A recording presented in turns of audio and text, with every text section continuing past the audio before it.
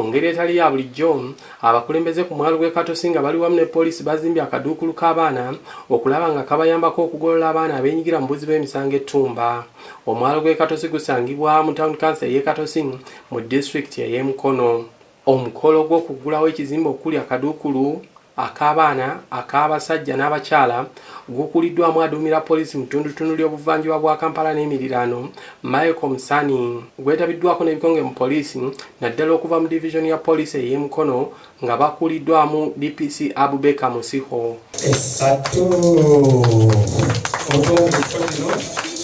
Okusinziira ku ssentebe w'ekyalo ky'e Katosi, akaduukulu k'abaana okulowoozebwako kyaddira omuwendo gw'abaana abeenyigira mu bikolwa eby'obumenyi bw'amateeka okweyongera so nga n'ebiseera ebimu wabeerawo abalondebwa nga babuliddwako abantu baabwe kale nga bakukeeyambisa okugira nga babakuumiramu.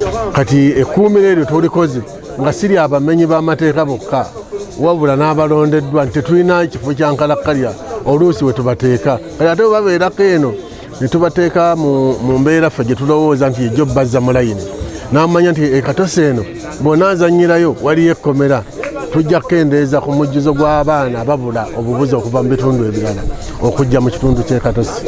Gonja Fred nga ye muwandiisi ku lukiiko olufuga omwalo guno agambye nti akaduukulu kano kasaanidde. Gonja era akaaniriza n'essanyu lingi kubanga abaana bongedde okwenyigira mu bikolwa by'obumenyi bw'amateeka mu bitundu bino wadde nga wabadde tewali poliisi gye bayinza kubasibiramu.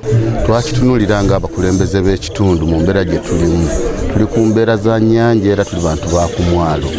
Abaana baffe ekyamazima boonoonefu okusinga olw'embeera y'embalama z'ennyanja ate ne tutakoma ku baffe bokka abaana beeyunira nnyo embalama z'ennyanja okuva mu bitundu eby'enjawulo.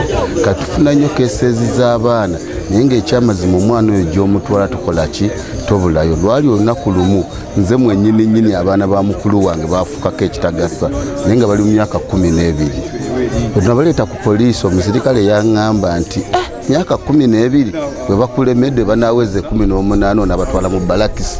Newankubadde bangi ku bakulembeze bawagira era basiimye okuzimbibwa kw'akaduukulu k'abaana waliwo abatuuze abalina endowooza ey'enjawulo nga bawakanya enteekateeka eno.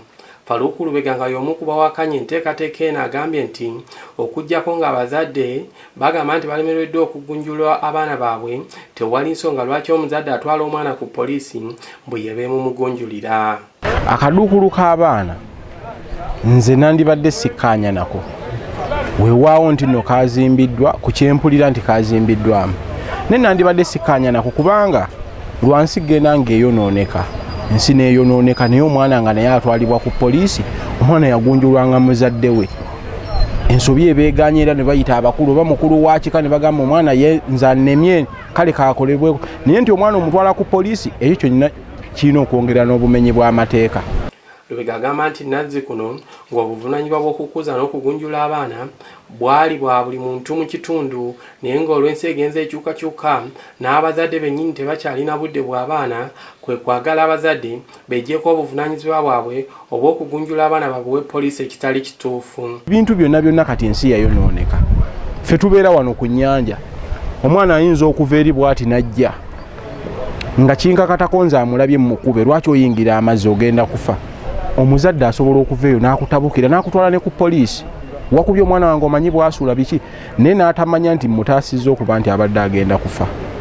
Kati eggwanga lyayonooneka ng'omuntu bw'omala okuva awaka n'omwana wo yemmwe so omulala ne bw'akola ki omwana omuto kati akutuuka n'akuvuma ekivume ekitavumika naye lwakuba nti ensi yanaabuuka abedde omwana we omwana yabeeranga wa kitundu nga waba yakoze ekikyamu omukangavvula nga gwe omuzadde naye kati tekikyaliwo kyova olabira kati batuuse n'okuzimba amakomera g'abaana.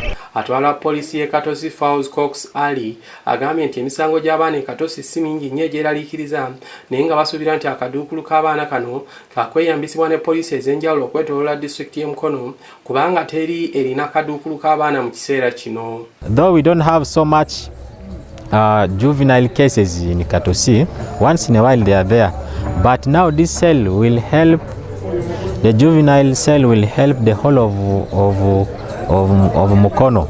Those stations, those ports that don't have the juvenile accommodation, they will be bring us here. We help them to accommodate, until they are taken to the places for juveniles. House agambye nti yatuukira ku poliisi Katosi ng'embeera abasirikale gye bakoleramu mbi nnyo ng'ebizimbe ebikutte mu mbinabina oluke kusalawo n'akolagana n'abatuuze n'abakulembeze baabwe ne bakola enteekateeka eddaabiriza poliisi n'okuzimba ebizimbe ebipya. I invited the community members, local leaders. I gave them the idea. I said, this place is yours. For me, I'm giving you an idea.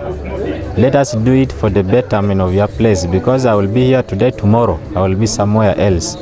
So these people, since they love working with the police, since they love fighting insecurity in their area, they accepted, and we started raising funds and individual approaches of the various businessmen around.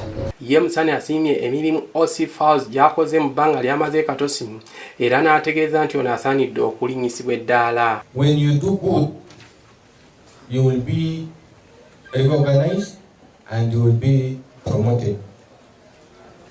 Don't be surprised that this will earn you a promotion to another level better than this. Because what I've seen, you have done a wonderful work. May God bless you for that.